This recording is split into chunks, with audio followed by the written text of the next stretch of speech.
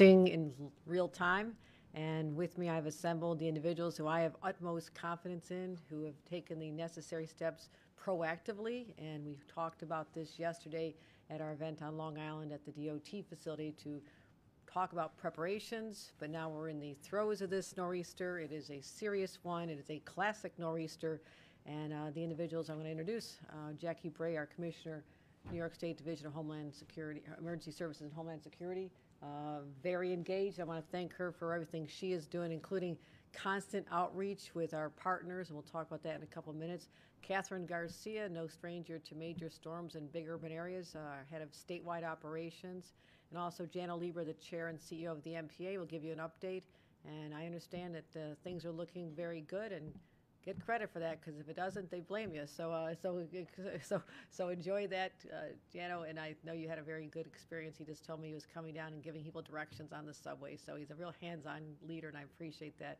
Also from the epicenter, Long Island, we'll be zooming in very shortly. Our Commissioner of DOT, an incredible leader as well. And I want to thank Commissioner Dominguez, the leader of the DOT. So you'll be hearing from her shortly. So let's see what we're looking at right now. This is a very serious storm. Very serious. We've been preparing for this. This could be life-threatening, and we wanted to make sure that we took all the steps what we believe were necessary, including starting with the declaration of emergency, a state of emergency, early on in the process. Yesterday, we announced that it would be going into effect at 8 p.m. yesterday. But that allowed us time for the DOT to deploy their trucks, bring in the Thruway Authority, all the plows that we're bringing in from other parts of the state. You'll get more details on that momentarily. But also the utility workers, because this is, we've seen from past storms, this is a huge point of vulnerability. You do not want to be in the middle of a storm and then start calling in utility workers to be on the ground to start doing the repairs so we can restore power. They need to be deployed and on the ground and ready to take action the second the limbs come down and bring down the wires or whatever circumstance has, because when the weather is this cold, this is where the dangerousness sets in. You cannot have people in their homes without heat for any length of time, and that is the dangerous part of what we're concerned about, why we wanted to reach out to the utilities, make sure they're on the ground, and we've received the word that they are. So we are responding quickly and urgently, and as I mentioned, it's a classic nor'easter. The snow is on track in terms of volumes, and this is what you keep track of, how much is predicted overall, how much per hour, because that is going to show you the severity. Couple that with the wind velocity, because that's what creates the whiteout conditions. But as much as we're glad it's a Saturday, very happy it's a Saturday, we don't have our normal rush hour commutes. We had anticipated, based on the projections and what was forecast, was that we'd be seeing the brunt of this during the late night hours from midnight to about 8 a.m. This storm lingered. We're still getting the same amount of volume, the same effect. But as everyone knows, we are dealing with this in live time right now, as opposed to being in a cleanup mode, which is what we had hoped for. So we're going to see some peaks now.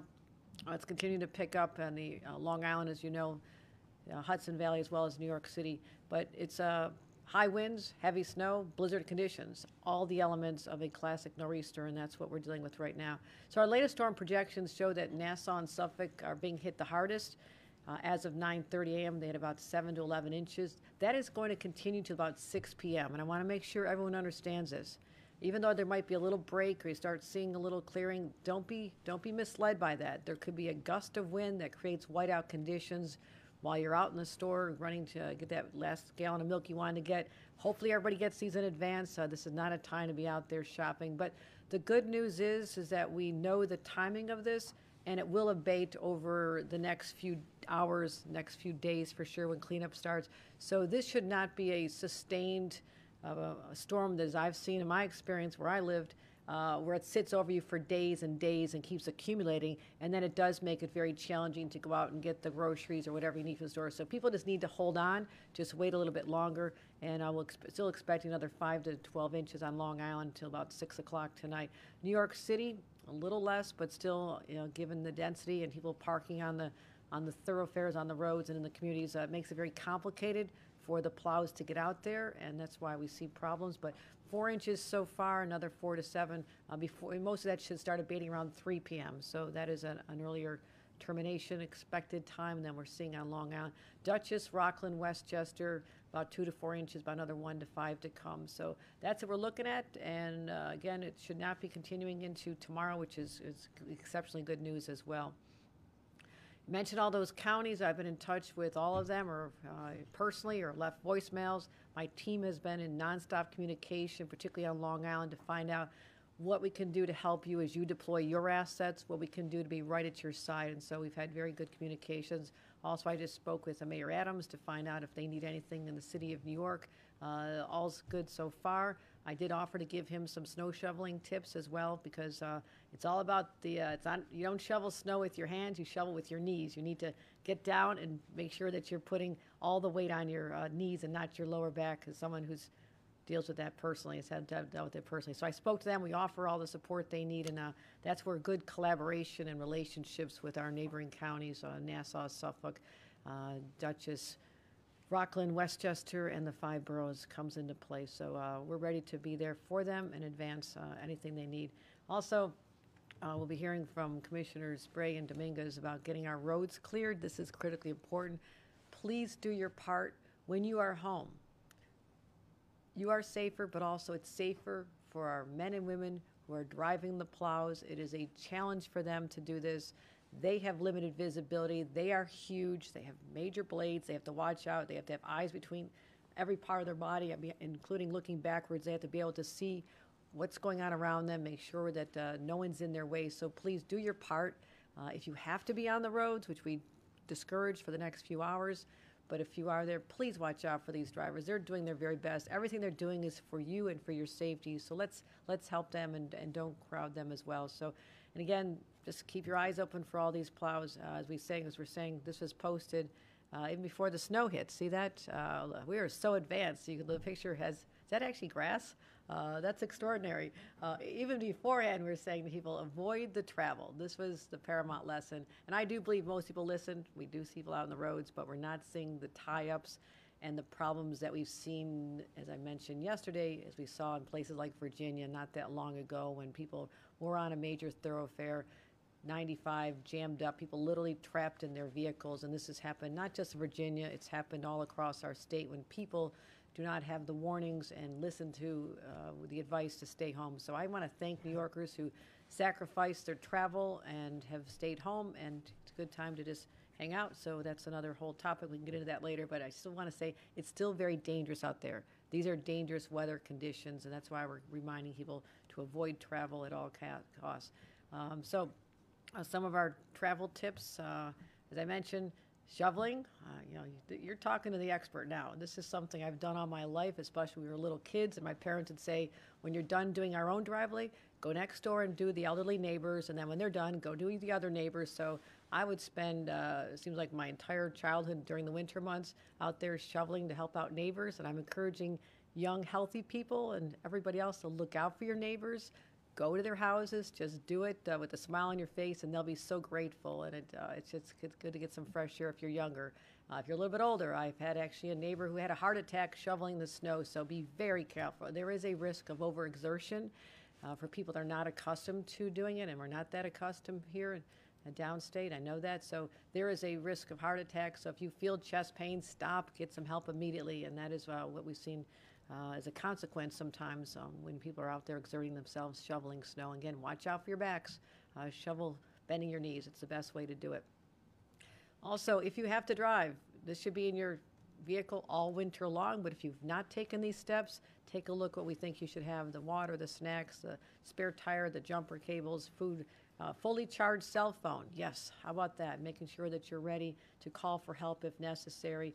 Full tank of gas, critically important, because that can be a lifesaver for people who end up getting stranded, because we're not out of this yet.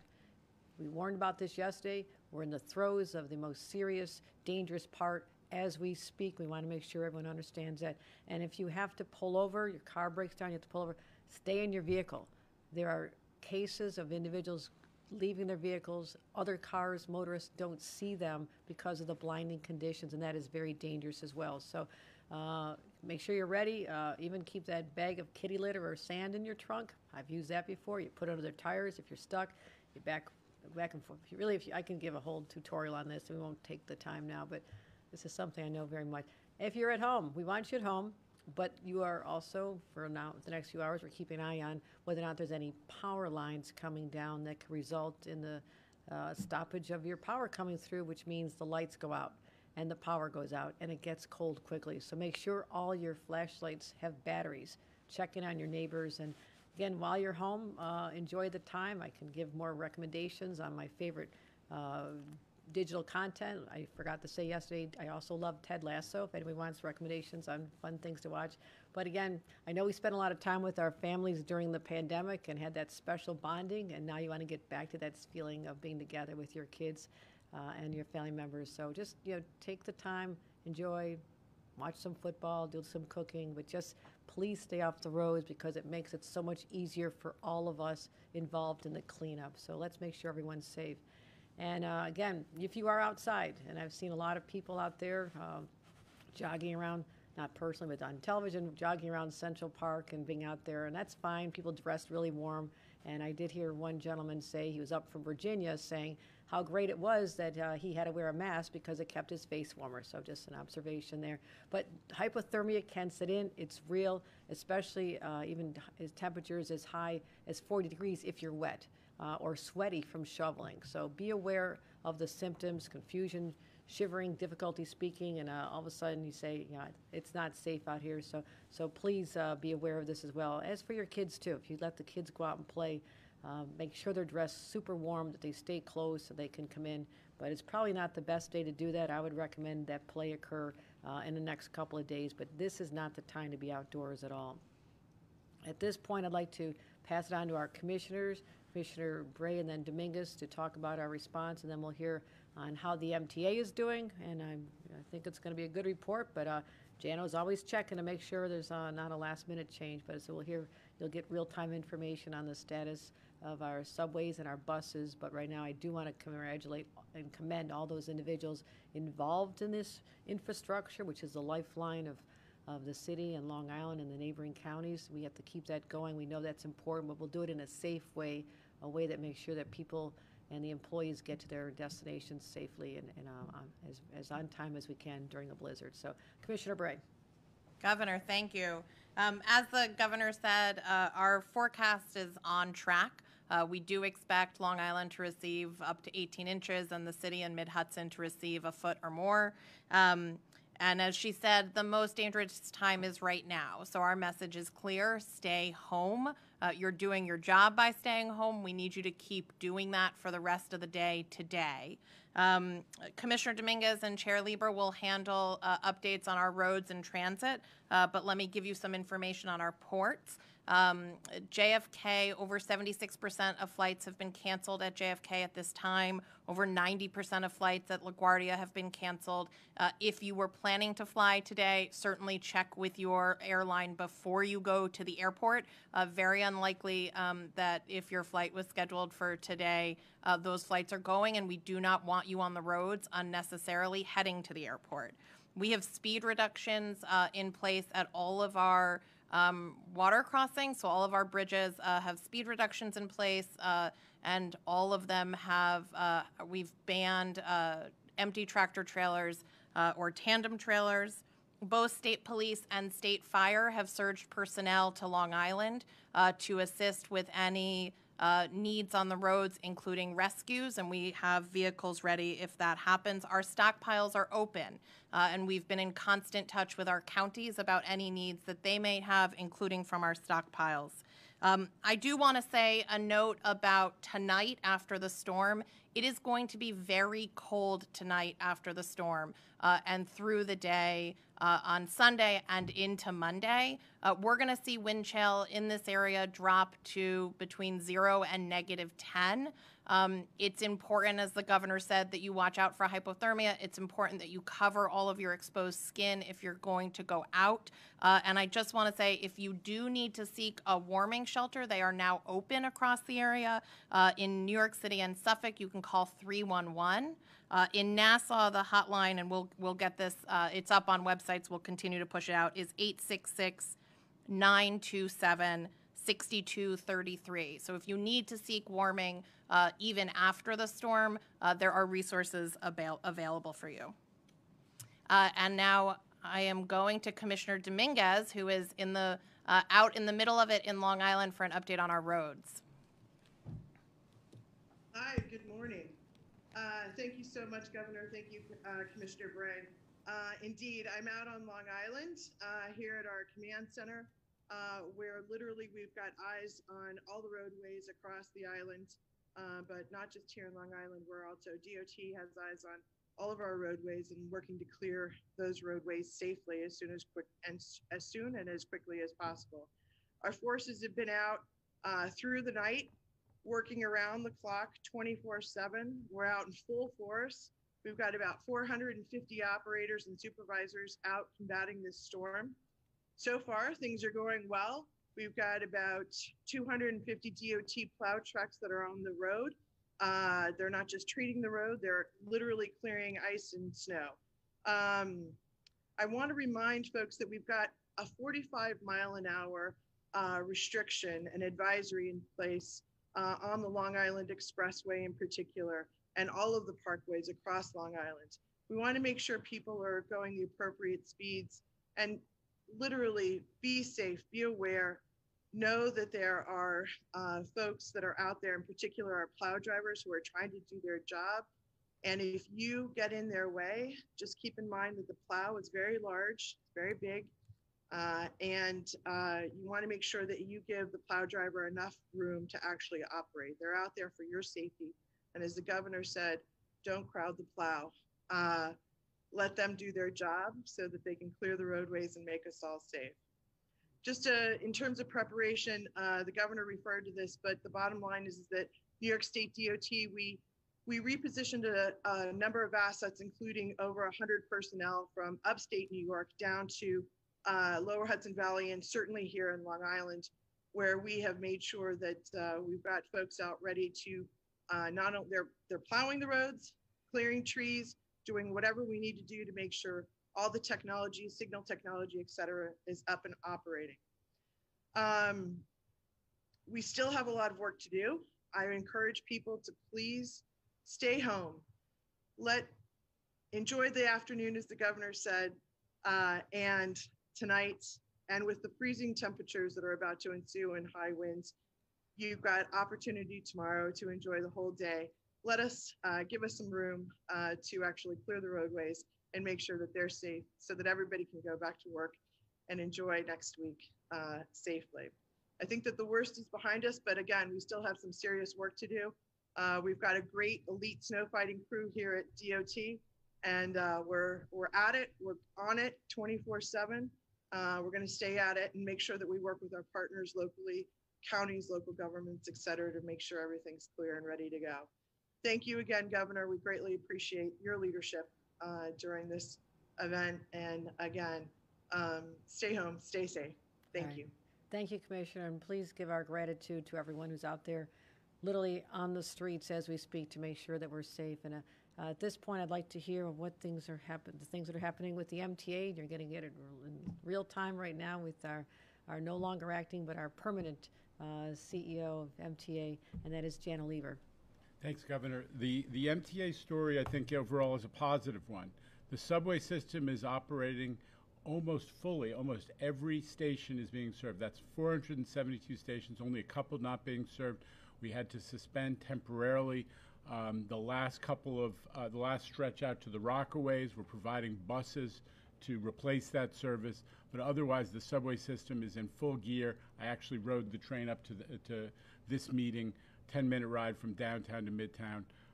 Very positive. The buses are in great shape, 2,400 buses, all with chains on their tires and all operating and supporting New York.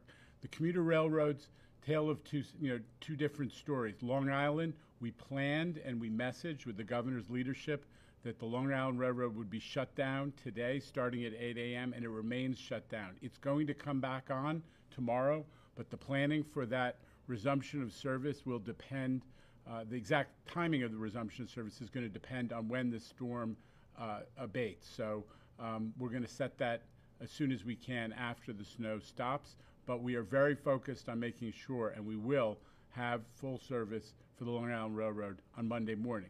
Metro North, Westchester, the other northern suburbs, positive story.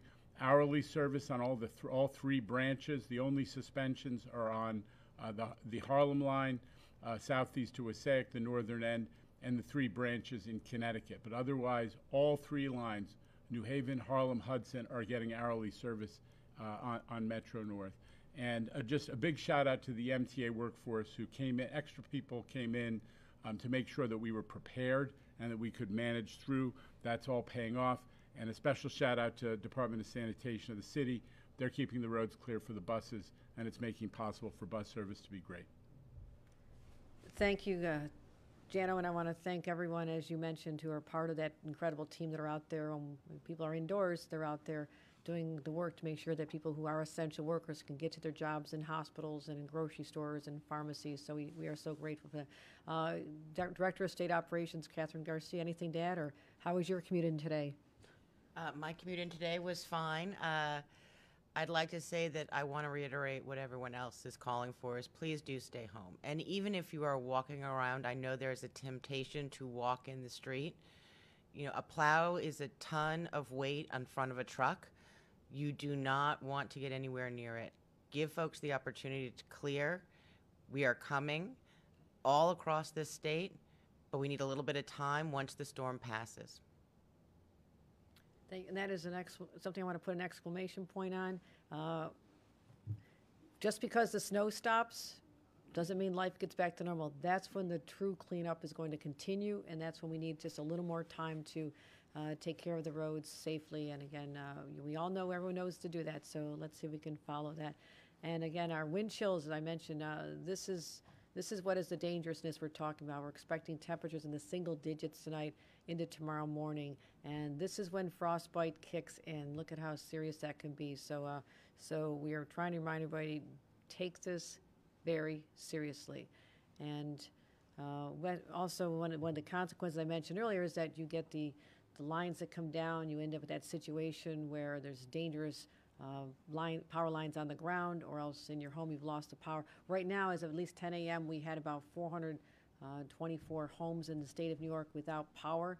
That is minimal. That is very good at this point, but we're not out of this yet. And so we're expecting that to actually go up as the winds pick up this afternoon, and we'll restore power. We'll be working with utility crews and making sure that they have whatever they need from us to do their jobs. But again, it was about deploying people on the ground right away. So here are some recommendations to protect yourself during a power outage, and how to keep everything safe for you and your family members. Again, checking on your neighbors is really important. So as long as we're giving our forecasts and weather reports, let's talk about the winter surge of the pandemic. And it is still going on, and that's why one of my first questions this morning is what's happening in the hospitals, because we have a lot of patients, places like Long Island, downstate here as well, where there are people in hospitals being treated for many ailments, but COVID in particular. And I want to make sure that the healthcare workers could get to their jobs. And the report is, as we've checked in with all the hospitals, that they are in a very good place. And that was important to me, recognizing the confluence of factors dealing with the pandemic that is still persistent but dramatically improving, as well as we're dealing with a nor'easter. So statewide positives, take a look at that. That is a beautiful sight. Down from 90,000 cases just earlier this month, and now down to 12,000 cases, which again, a few months ago we would have thought was incredibly high, but put in the perspective of what we just came through. And we've done about 215,000 tests, or 254 tests. But what you've seen in those positives is an 86% drop in 3 weeks. That is fantastic news. And our hospitalizations have dropped about 39% in just 2.5 weeks. And we've just lost, more people down. Another 500 have been discharged from the hospitals over the last 24 hours. And again, our single-day positivity, 5.73%. And so we are absolutely trending in the place we've been wanting to get to for so long. And if we continue with that, statewide, our 7-day average is always going to be a little bit higher, but that's about 7%. New York City, 5%. Long Island, 8.6%. And we still have lost a number of our fellow New Yorkers, 125 individuals. And so, again, put that in perspective. Just a couple months ago, we were talking about, still people passing away because of the pandemic, but it was 22, 24, 25. So this is, again, we talk about a lagging indicator. This eventually will go in the same direction as the cases and the hospitalization, but there's still a lot of people sick in the hospitals, and we want to keep all of the people and the families, members of those we've lost in our prayers. So hospitals are open. We're getting through this, and we know what to do. We know how to handle this. We're ready. We're prepared, and there's no group of people more resilient anywhere in this country than New Yorkers. So let's be smart, let's be safe, and then we'll get through this together as we always have. So thank you very much, and with that, we'll take any questions. Thank you very much, Governor. Good morning. Reporters, please use the raised hand function in the lower right-hand portion of your screen. We're going to take a few questions. Up first is Steve Burns from WCBS Radio. Steve, your mic is open. Hi, Governor. Can you hear me? Yes, I can, Steve.